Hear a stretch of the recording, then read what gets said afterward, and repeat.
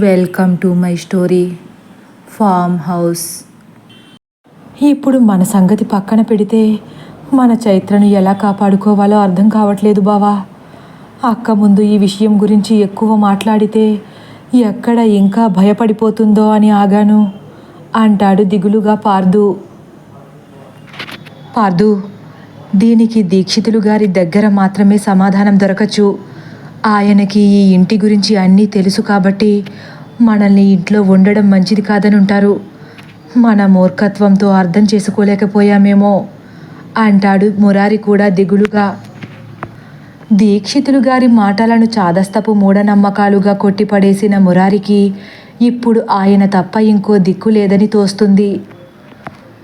లేదు బావా, మనకి ఆధారి కూడా లేదు, కాల్ కలవట్లేదు, మెసేజ్ కూడా పెట్టడానికి చాలా ట్రై చేస్తున్నాను, కానీ మెసేజ్ కూడా సెండ్ అవ్వట్లేదు అంటాడు పార్దు. మెసేజ్ కూడా సెండ్ అవ్వట్లేదా? అనుమానంగా చూస్తాడు మురారి. నా ఫ్రెండ్స్కి చాలామందికి మెసేజెస్ చేసి చూశాను, అందరికీ వెళ్తున్నాయి, కానీ దీక్షితులు గారికి మాత్రం సెండ్ అవ్వట్లేదు. అయితే లక్ష్మి వాళ్ళు చెప్పినట్లు ఇది ఆ ఇందువదన పనేనంటావా? పోనీ మీ ఫ్రెండ్స్లో ఎవరికైనా ఈ విషయం చెప్పి చూడకపోయావా? కంగారు పడుతూ అంటాడు మురారి. అది కూడా అయింది బావా. ఈ విషయం తప్ప అన్ని విషయాలు సెండ్ అవుతున్నాయి, కానీ ఈ ఒక్క విషయం మాత్రం ఎవరికీ చేరట్లేదు. ఇది తప్పకుండా ఇందువదన పనే. చాలా టెన్షన్లో పార్దు ఉన్నట్లు అర్థమైపోతుంది మురారికి. ఇప్పుడు ఏం చేద్దాం అనుకుంటున్నావు పార్దు? పోనీ ఒకసారి ఈ ఇంట్లోంచి బయటకు వెళ్ళడానికి ప్రయత్నిద్దామా? మనం ఏం చేసినా ఇప్పుడే చేయాలి. చీకటి పడితే ఇక మనం చేయగలిగేది ఏమీ ఉండదు పార్దు. మురారిలో కూడా ఈ విషయం గురించిన ఒత్తిడి ఎక్కువగానే ఉంది. మనం వెళ్ళడం పెద్ద కష్టమేమీ కాదు బావా, కానీ ఇక్కడి నుండి చైత్రను తీసుకువెళ్ళడం మాత్రం చాలా కష్టమనిపిస్తుంది. కష్టమైనా తప్పదు కదా పార్దు. చైత్రకు ఏమవుతుందో అని భయంగా ఉంది. కంగారు పడకు బావా. సరే, వెళ్ళి అందరినీ రెడీ అవ్వమని చెబుదాము. తర్వాత చైత్ర దగ్గరకు వెళ్ళి ఈ ఇంట్లోంచి వెళ్ళిపోతున్నామని చెబుదాము. ఏమంటుందో చూద్దాం. అప్పటి వరకు అటువైపు తిరిగి ఉన్న పార్దు వెనక్కి చూస్తాడు. తన చూపు అనుకోకుండా ఆ ఇంటి టెర్రస్పై పడుతుంది. ఒక్కసారే పార్దు కనుబొమ్మలు దగ్గరకు చేర్చి ముందుకు చూస్తున్నాడు. ఏంటి పార్దు, ఏం చూస్తున్నావు అంటూ మురారి కూడా వెనక్కి తిరుగుతాడు. ఆ పిట్టగోడపై చూడు అని కళ్ళతో సైగ చేస్తాడు పార్దు. మురారి వెంటనే ఆ ఇంటి పిట్టగోడ పైన చూసేసరికి ఆ గోడపై ముగ్ధమోహిని కూర్చుని కనిపిస్తుంది. తన పెద్ద పెద్ద కళ్ళతో వీళ్ళనే గమనిస్తుందా అన్నట్లు ఉంది. మురారి కళ్ళు ఆశ్చర్యంగా తెరుచుకుంటాయి. మనల్ని గమనిస్తుందంటావా? విస్మయంగా అడుగుతాడు మురారి. అనుమానం లేదు బావా. లేకపోతే ఆ బొమ్మకి అక్కడ పనేముంది? పార్దు కూడా అలానే చెబుతాడు. మనం మాట్లాడుకున్నదంతా తెలిసిపోయిందంటావా? ఏమో బావా, ఈ ఇంట్లోంచి వెళ్ళిపోదామని చైత్రతో చెబితే గాని మనకేమీ తెలీదు. పద వెళదాం అంటూ పార్దు ధీమాగా లోపలికి అడుగేస్తాడు. పార్దు వెనకే మురారి కూడా వేగంగా నడుస్తున్నాడు. లోపల హాలులో వాడిపోయిన ముఖాలతో బిక్కుబిక్కుమంటూ కూర్చున్నారు పరశురాం, విశ్వనాథ్లు. రాత్రి భయపు ఛాయలు వాళ్లలో ఇంకా పోలేదు. నానా, మీ గదికి వెళ్ళి మీ బట్టలు సర్దుకోండి, ఇక్కడి నుంచి వెళ్ళిపోతున్నాం సునాయాసంగా చెప్పేస్తాడు పార్దు. పరశురాం, విశ్వనాథ్లు ఒకరి ముఖాలు ఒకరు చూసుకుంటూ బాగా ఆలోచించారా అడుగుతారు. నేను బాగా ఆలోచించాం నాన్న. 1 గంటలో ఇక్కడి నుంచి బయలుదేరిపోవాలి. మురారి, ఎందుకొచ్చిందిరా? మన వల్ల అవుతుందంటావా అంటారు పరశురాం కూడా భయంతో. ప్రయత్నించాలి కదా నాన్న, చూద్దాం మన వల్ల ఏం జరుగుతుందో అని మురారి కూడా గంభీరంగా సమాధానమిస్తాడు పరశురాంకి. ఇప్పుడే వెళ్ళి ఈ విషయం అమ్మ వాళ్ళకి చెప్పండి, తొందరగా రెడీ అవుతారు, కంగారు పడతారు విశ్వనాథ్. సరే నాన్న అని పైన గదిలో ఉన్న మీనాక్షి, మాధురి, త్రిపుర, శారదలకు ఈ విషయం చెబుతారు పార్దు, మురారిలు. ఇక్కడి నుండి వెంటనే వెళ్ళిపోవాలన్న మాట పార్థు నోటి నుండి వచ్చిన వెంటనే త్రిపుర ఒక్క క్షణం కూడా ఆలస్యం చేయకుండా, మనం ఏమైనా పెళ్ళికి వెళ్తున్నామా రెడీ అవ్వడానికి? ఈ ఇంట్లోంచి తప్పించుకు పారిపోతున్నాం.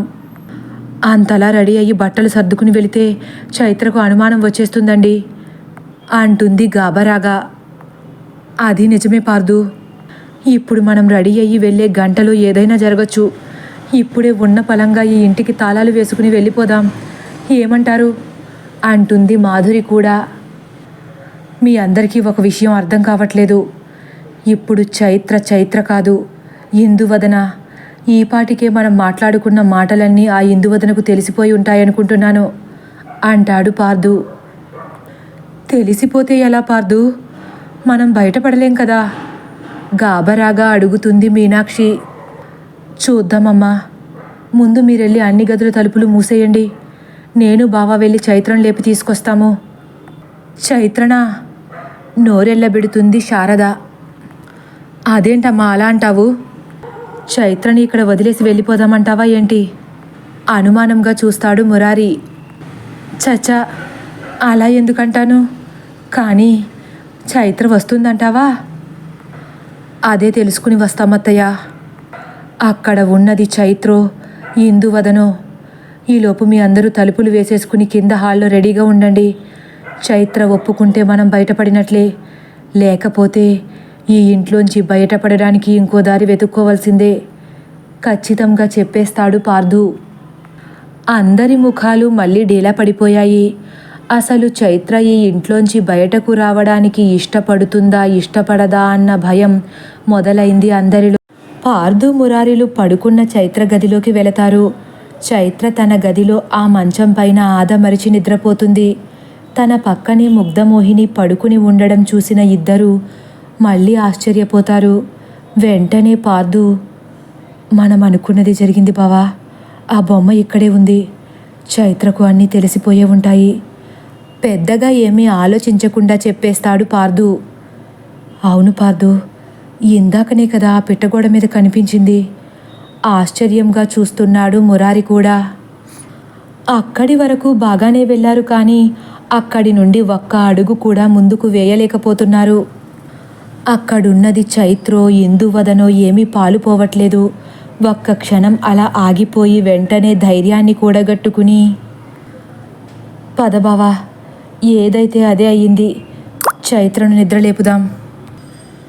పర్లేదంటావా పార్థు? మురారి గొంతు తడబడుతుంది. మనం నిండా మునిగిపోయాం బావా. ప్రాణాలు దక్కుతాయో దక్కవో అని భయపడాలి తప్ప చలేస్తుందని బాధపడకూడదు. ఇప్పుడు భయపడ్డామంటే రాత్రి చచ్చిపోతాం. రండి అని మురారి చేతిని పట్టుకుని నెమ్మదిగా చైత్ర దగ్గరకు అడుగులు వేస్తున్నాడు. చైత్ర, బంగారం, అరే చైత్ర అని చైత్ర తలపై చేయి వేసి మమకారంగా పిలుస్తున్నాడు పార్థు. నాకెందుకు భయమేస్తుంది పార్థు, గుసగుసలాడతాడు మురారి. మీ కూతుర్ని చూసి మీరే భయపడితే ఎలా బావా?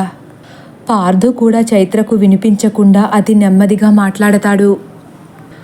పార్థు గట్టిగా పిలిచినప్పుడు చైత్రకు మెలకువ రాదు, కానీ వీళ్ళ గుసగుసలు విని అమాంతం కళ్ళు తెరుస్తుంది. ఇద్దరూ ఒక్కసారే ఉలిక్కి పడతారు. పార్థు ఒక్క అడుగు వెనక్కి జరిగి తడబడుతూ, చైత్ర, లెగిసిపోయావమ్మా? ఒక్కసారి పిలవగానే మెలకువ వచ్చేసింది బంగారానికి అని ఏమీ ఎరగనట్లు ఎప్పటిలానే ప్రేమగా పలకరిస్తాడు. చైత్ర తన తలను నిటారుగా పెట్టి తలను వీళ్ళ వైపు తిప్పకుండా కనుగుడ్లను మాత్రం పార్థు వైపు తిప్పుతుంది. ఆ చూపుకు మురారి భయపడిపోతూ పార్థు చెవిలో, ఇక్కడ ఉన్నది చైత్ర అయితే కాదనిపిస్తుంది పార్థు, అనుమానం లేదు, ఇందువదనే అంటాడు. పార్థు ఒక్కసారి గట్టిగా ఊపిరి పీల్చుకుని, ఏంట్రా అలా చూస్తున్నావు? పైకి లెగు, మనం సినిమాకి వెళ్తున్నాం అబ్బరంగా చెబుతాడు. వెంటనే చైత్ర హుషారుగా లెగిసి కూర్చుని సంబరం నింపుకున్న కళ్ళతో, ఏం సినిమా మావయ్య అంటుంది. స్పైడర్ మ్యాన్ సినిమాకి. స్పైడర్ మ్యాన్ మూవీకా? నోరు పెద్దగా తెరుస్తుంది. చైత్ర తీరుని చూసి ఇద్దరూ కాస్త ఊపిరి పీల్చుకుంటారు. అప్పటికే భయంతో ఒళ్ళంతా తడిసి ముద్దయింది ఇద్దరికీ. నుదుటున పట్టిన చెమటలను తుడుచుకుంటూ, తొందరగా లెగిసి రెడీ అవ్వు బంగారం, మళ్ళీ లేట్ అయితే మూవీ స్టార్ట్ అయిపోతుంది అంటాడు మురారి కూడా. ఓకే డాడీ అని ఒక్క ఉదుటున కిందకు దిగిపోతుంది చైత్ర. చైత్ర వైపే కన్నార్పకుండా చూస్తున్నారిద్దరూ. మావయ్య అమ్మమ్మ ఎక్కడుంది అంటూ, ముగ్ధా మనం సినిమాకి వెళ్తున్నామంట అంటూ ముగ్ధ మోహినిని చేతిలోకి తీసుకుంటుంది. ఇప్పుడు ఆ బొమ్మ ఎందుకు చైత్ర కంగారుగా అడుగుతాడు పార్దు. పాపం కదా మావయ్య, ముగ్ధను కూడా సినిమాకు తీసుకువెళ్దాం, ఎప్పుడూ ఇంట్లోనే ఉంటుంది అని అమాయకంగా ముఖం పెడుతుంది. పార్దు మురారీలు మళ్ళీ డీలా పడిపోయి ఒకరి ముఖాలు ఒకరు చూసుకుని నీళ్లు నములుతున్నారు. అది కాదు చైత్ర, థియేటర్లో చాలామంది ఉంటారు కదా, ఎవరైనా నీ ముగ్ధను దొంగిలిస్తే అప్పుడు నీతో ఆడుకోవడానికి ఎవరు ఉండరు. అందుకే ముగ్ధను ఇంట్లో వదిలేసి వెళ్దామా నచ్చ చెప్పడానికి చూస్తున్నాడు మురారి కూడా. ఒక్కసారి చైత్ర కళ్ళు చిట్లించి, అయితే నేను కూడా రాను నాన్న, ముగ్ధ వస్తేనే నేను వస్తాను ఖచ్చితంగా చెప్పేస్తుంది. వెంటనే మురారి మళ్ళీ పార్దు చెవి దగ్గరకు జరిగి, ఆ బొమ్మను మనతో పాటే తీసుకువెళ్తే ఎందువదనను తీసుకువెళ్ళినట్లే కదా అంటాడు నెమ్మదిగా. పార్దు కూడా అంతే నెమ్మదిగా, ఏదో ఒకటి, ముందసలు చైత్ర బయటికి రావడానికి ఒప్పుకుంది కదా, మిగిలినవి తర్వాత ఆలోచిద్దాం బావా, ముందు ఇక్కడి నుంచి ఏదోలా బయటపడాలి, ఆ తర్వాత ఏదో ఒకటి చేసి ఆ బొమ్మని వదిలించుకుందాం అంటాడు పార్దు. తదుపరి భాగం కోసం వేచి ఉండండి. ఒకవేళ నా కథ కానీ మీకు నచ్చినట్లయితే లైక్ చేసి సబ్స్క్రైబ్ చేయడం మర్చిపోకండి. Thank you for watching.